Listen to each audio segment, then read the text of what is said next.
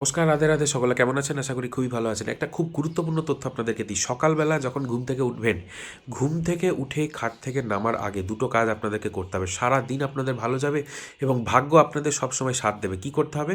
দুটো হাতের তালুর দিকে তাকিয়ে থাকতে হবে। দুটো হাতের তালু এবং হাতের রেখাগুলোকে ভালো করে দেখবেন এবং কপালে হাত দুটো ঠেকিয়ে প্রণাম করবেন।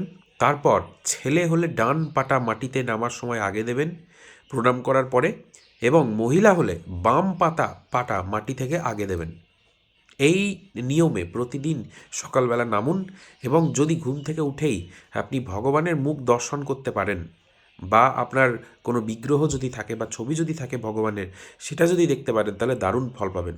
প্রতিদিন এটা করবেন এবং যেদিন যে কাজটা আপনার সফল হওয়ানো দরকার সেই কাজটা মনে মনে মনস্কামনার মতো করে ভগবানকে বলবেন। 100% কাজে সফলতা আসবে এবং কর্মে বাধা কিন্তু দূর হবে। ভিডিওটাকে অবশ্যই শেয়ার করে দেবেন।